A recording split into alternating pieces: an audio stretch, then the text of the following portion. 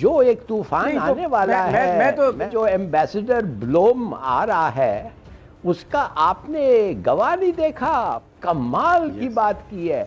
ऐसा लग रहा है कि एम्बेसडर नहीं एक वाइस रॉय आ रहा है इधर। तुम क्या हो रहे हो यार, हु आर यू कि आप ये सब चीजें जाके करेंगे? आप तो एक वाइस रॉय की तरह इधर आ रहे हैं। ये बड़ी अब एम्बेसडर साहब ने बड़े वाजे कर दिया है जो आने वाले हैं कि उनका क्या एजेंडा होगा यहाँ। और मेरा ख्याल है ये पैमरा को भी ये बात समझ आ जानी चाहिए कि हर नोटिस जो है पहुँचेगा स्टेट डिपार्टमेंट के अंदर, जो हमें नोटिस आएंगे और वो एक और नॉच लग जाएगा पाकिस्तान के ख़िलाफ़। इसी तरीके के साथ और भी जो पाबंदियाँ लगी हुई हैं माइनॉरिटीज़ की और दूसरों की, वो सारे नॉचेस लगेंगे और ये बिल्कुल एक स्क्रू होगा जैसे FATF है, ये भी एक नया। राम राम मित्रों, आप सभी का हार्दिक स्वागत है आपके अपने चैनल द हिंदुस्तानी कल्चर में। और आज हम आप सभी के लिए एक ज़बरदस्त वीडियो लेकर आए हैं जो आप सभी के लिए बहुत ही ज्ञानवर्धक साबित होगा। तो आप वीडियो में अंत तक बने रहिए और वीडियो को लाइक एंड शेयर अवश्य करें और चैनल को सब्सक्राइब करें जिससे कि आप भी द हिंदुस्तानी कल्चर का हिस्सा बनिए। इस वीडियो का ओरिजिनल लिंक भी आपको डिस्क्रिप्शन में मिल जाएगा। तो चलिए वीडियो को स्टार्ट कर लेते हैं। जो एक तूफान आने वाला है, मैं आपको थोड़ा सा अगर आपकी जी प्लीज जी फरमाइए इरशाद जी, मैं सुन रहा हूँ। मैं आपने उसकी जिक्र नहीं की। ये जो एम्बेसडर ब्लोम आ रहा है उसका आपने गवाह नहीं देखा फॉरेन रिलेशंस कमेटी के सामने। कमाल की बात की है। ऐसा लग रहा है कि एम्बेसडर नहीं एक वाइस रॉय आ रहा है इधर। आपको याद होगा एक ज़माने में वो गैलब्रेन हम वाइस रॉय कहते थे। देखिए कमाल की बात, उसने कहा है कि मैं देखूंगा कि पाकिस्तान से टेररिज्म ख़त्म हो जाएगा, हम लश्कर तैयबा और जैश मोहम्मद को ख़त्म। अरे भाई, Jaish Mohammed Lashkar Taiba, what's that got to do with America? वो तो हिंदुस्तान के ख़िलाफ़ थे ना बकौल। तो अगर वो हिंदुस्तान के ख़िलाफ़ थे, आप तो फिर हिंदुस्तान का काम करने इधर आ रहे हैं। अच्छा, फिर कहता है कि हम जो हैं I will make sure there is no safe haven for extremist in Afghanistan. वाह, तुमने तो TTA से एग्रीमेंट साइन की है, उससे ज़्यादा एक्सट्रीमिस्ट क्या होता है? और तुम अभी कह रहे हो कि तुम TTP की ऐसी की तैसी कर दोगे। तुम जिन्होंने पनाह दिया था 2012 के बाद 2021 तक, तुम TTP को ख़त्म करोगे? वाह। और तुम दाइश से लड़ोगे जो अनमार्क हेलीकॉप्टर से सीरिया से अफगानिस्तान कैसे पहुंचे? भाई, ये किस किस्म की आदमी आप भेज रहे हैं इधर? ये तो, और मैं देखूंगा कि पाकिस्तान में जर्नलिस्ट को हैरेस नहीं होंगे और ह्यूमन राइट्स होगा। यार ये किस आफत आ रहा है इस मुल्क में? इस किस्म के टेस्टिमनी देना आने के पहले तो मैंने कहा है एक ट्वीट पे कि मेहरबानी से जब ये किसी पे भी हमारे मिनिस्टर पे कॉल करेगा, जैसे ये बातें ये उठाएं तो आप कहें खुदा के लिए कि जो कालों के साथ तुमने हरकत की है और कर रहे हैं, मगर कालों से भी ज़्यादा जो तुमने मुसलमानों के साथ हरकत की है अमेरिका में, वो तो हम कभी भूल नहीं सकते। And we want to know what progress you are making. और बताओ, हमारी रिलेशनशिप ऐसी नहीं चल सकती अगर तुम मुसलमानों को एक्सक्लूड कर दें जिस तरीके से ट्रंप ने उनके साथ उसका रवैया था। तो देखिए ये एक अजीब सा डेवलपमेंट्स इधर हो रहे हैं and it is all because. Hilali साहब, मैं इस पे दो चीजें, मैं इस पे आपने बहुत अच्छा ये पॉइंट आउट किया, मैं दो चीजें इस पे आपका कमेंट उस पे चाहता हूँ। इस तरह की टेस्टिमनी एक बंदा देता है और वो पाकिस्तान में सफ़ीर बनने जा रहा है, तो क्या पाकिस्तानियों का काम नहीं है कि इस पर रिएक्ट करें? ऐसा बंदा तो नापसंदीदा शख्स करार दे दिया जाना चाहिए जो पाकिस्तान के मामलात में डायरेक्ट अभी आया नहीं और इंटरवेंशन की बात कर रहा है। वहाँ पर उनको ये गारंटी दे रहा है कि this is what will be my policy. Pakistan एक सोवरेन कंट्री है, वो कैसे किसी को इजाज़त दे सकता है कि वो पाकिस्तान के किसी भी मामले में इस तरह से बात करे कि मैं जाके इंश्योर करूँगा? वो तो एक इंटरवेंशन है। अभी इस पर रिएक्ट नहीं करना चाहिए जो उसने वहाँ पर टेस्टिमनी दी है? हमारे वज़ीर ख़ारजा को बात नहीं करनी चाहिए कि हमारे इंटरनल मामलात में इस तरह आने वाले सफ़ीर बात कर रहा है, तो how can you accept him as an ambassador? देखिए, ये आपका बड़ा अच्छा सवाल है, मगर इसमें दो टेक्निकलिटीज़ होते हैं। नंबर वन ये है कि अगर आपने ब्रोम का अग्रेमो दे दिया है इन अदर वर्ड्स, जब अमेरिका ने इसको नॉमिनेट किया, उन्होंने आपसे पूछा कि हम एक आदमी है ब्रोम, इसका सीवी ये है, इसको हम तुम्हें भेजना चाहते हैं। अगर आपने वो 2 हफ्ते के बाद उसको कंसिडर करके कहा चलो ठीक है हम मानते हैं, तो उसके माने एग्रेमो आपने उनको दे दिया है।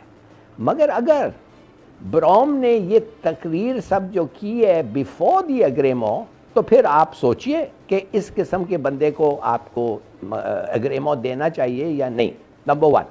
दूसरी बात यह है कि एक और तरीका है इसके साथ निपटने के लिए कि अगर एग्रेमो मिल गया है, इसकी नॉमिनेशन हो गई है, इसको सेनेट फॉरेन रिलेशंस कमेटी से कन्फर्मेशन भी मिल गई है, और ये बातें की हैं ऑब्जेक्शनेबल हैं, मगर they are not what you call tolerable.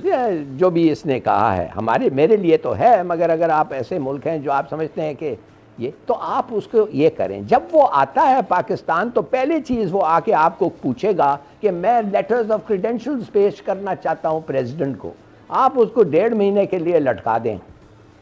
उसके बाद वो जब लेटर प्रेजेंट करके फ़ौरन कॉल करने के लिए आएगा, तो आप उसको लिताड़ें कॉन्वर्सेशंस में कि बड़े मज़े की बात आपने कहा है कि TTP, you will deal with TTP। तो वैसे साहब ये हमें बताएं, आप तो उनको पनाह दे रहे थे, आपके भरे 8 साल वो आपके ऑक्यूपेशन ऑफ अफगानिस्तान में दे हैव फ्लरिश्ड, ग्रूम, उनकी $2 बिलियन का ट्रेड में, ड्रग ट्रेड में वो शरीक हुए हैं। अब तुम कह रहे हो कि हम देखेंगे कि जर्नलिस्ट के साथ हमारा ये सही होगा। भाई तुम क्या हो रहे हो यार, हु आर यू कि आप ये सब चीज़ें जाके करेंगे? आप तो एक वाइसरॉय की तरह इधर आ रहे हैं। तो मैं समझता हूँ ये बहुत बुरा इंट्रोडक्शन है एक एम्बेसडर के लिए, और जल्द से जल्द उसको सीधा होना चाहिए, नहीं तो उसका दाल बिल्कुल ही नहीं गलेगा। मेरे ख्याल में उसको फिर पूछें किसी मिनिस्टर को, मिनिस्टर कहेगा आई एम बिजी, अपॉइंटमेंट ही नहीं मिलेगा, he will become ineffective.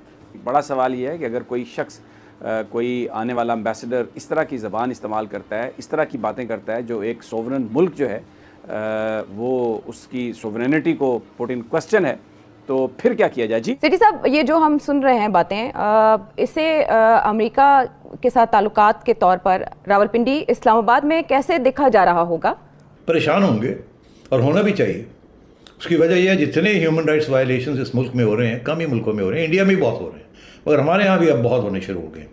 India में जो scale of human rights violations है वो इज़ टारगेटेड, इसमें कोई शक नहीं है कि मीडिया ऑर्गेनाइजेशंस पाकिस्तान से और इंटरनेशनल मीडिया ऑर्गेनाइजेशंस जो मॉनिटर कर रही हैं पाकिस्तान के अंदर ह्यूमन राइट्स का जो इश्यूज़ हैं, माइनॉरिटीज़ के बारे में, रिलीजियस इश्यूज़ हैं, और मीडिया इश्यूज़ हैं, कम्युनिकेशन इश्यूज़ हैं, कन्वर्जन के इश्यूज़ हैं, ये सारी चीज़ें, औरतों के इश्यूज़ हैं, ये बड़ी अब एम्बेसडर साहब ने बड़े वाज़ेह कर दिया है जो आने वाले हैं कि उनका क्या एजेंडा होगा यहाँ।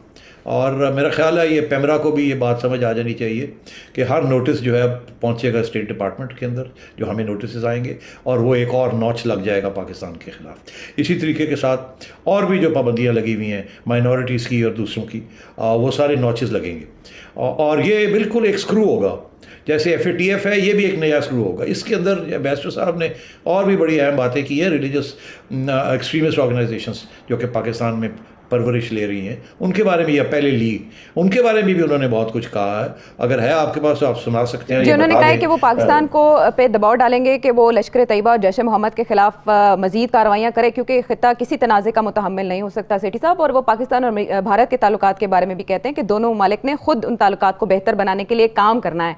और अफगानिस्तान के मामले में भी वो ये कह रहे हैं कि वो दहशतगर्दों की आमाजगा अफगानिस्तान को नहीं बनने देंगे, एक्सट्रीमिस्ट की। ये सब डूमोर के तौर पर देखा जाए पाकिस्तान के लिए, ये बिल्कुल डूमोर का प्यो है।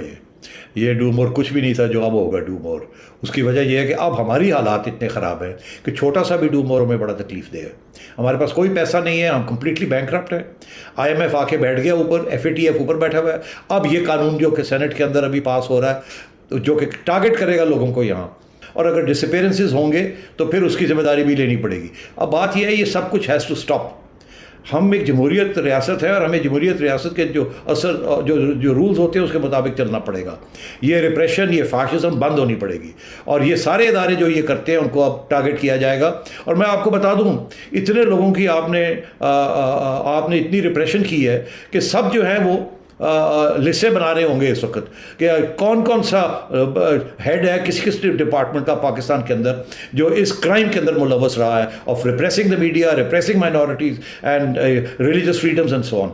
आज उन्होंने लश्कर का नाम लिया है, कल उन्होंने किसी और का नाम भी वो ले लेंगे, और इसलिए ये सब कुछ अब देखना पड़ेगा रियासत के इदारों को भी और हुकूमतों को भी कि अगर जमहूरी रियासत बनानी है और अमेरिका और वेस्ट के साथ रीसेट करने हैं तल्लुकात, तो ये उनके लिए इश्यूज बड़े इंपॉर्टेंट होंगे। इसी तरीके के साथ अफगानिस्तान के अंदर जो वहाँ ग्रुप्स हैं, अगर उन्होंने तालिबान के साथ मिल के काम करना है तो वो सिर्फ आपके ख़िलाफ़ नहीं है, वो इंटरनेशनल कम्युनिटी के भी ख़िलाफ़ हैं। तो ये सारे इश्यूज अब आगे आएंगे। ये फ्री मनी कोई नहीं, फ्री लंच अब कोई नहीं मिलना, अब कोई कोalition नहीं है जिसका सपोर्ट फंड्स मिलने हैं आपको। सो बी केयरफुल। फंड्स ये नहीं पैगाम है मिलने, अमेरिका का। सेठी साहब फंड्स नहीं मिलने ये बात आप कर रहे हैं, लेकिन वो अमेरिकी सफ़ीर डोनाल्ड ब्लूम जो हैं वो ये कह रहे हैं कि हम पाकिस्तान के साथ मिलकर अलकायदा, दाइश और टीटीपी के खिलाफ काम करेंगे। इसका मतलब है कि वो इत्तेहादी का दर्जा, वो जो पहले बेरुखी शुरू हुई थी, इत्तेहादी का दर्जा ख़त्म कर दिया गया था, वो दोबारा से उसी तरफ हम जाएंगे, तो फंड्स कैसे नहीं मिलेंगे सेठी साहब? नहीं आयशा, उसकी वजह यह है कि तालिबान आपको किसी जो वहाँ जो ग्रुप्स हैं उनके खिलाफ कार्रवाई नहीं करने देंगे। उन्होंने पहले अनाउंस कर दिया है कि आपने अगर टीटीपी के साथ कुछ करना है तो हमारे यहाँ आके ना हमें ना कुछ कहें, उनके साथ अलग बात करें। और इसी तरीके के साथ तालिबान खुद अंडर थ्रेट है from some of these groups. अगर पाकिस्तान अमेरिका इन ग्रुप्स के खिलाफ एक्ट करता है और तालिबान कहते हैं मत करें बिकॉज हमारे यहाँ बड़ा मसला बन जाएगा हमारे लिए, तो फिर आप कहाँ जाएंगे?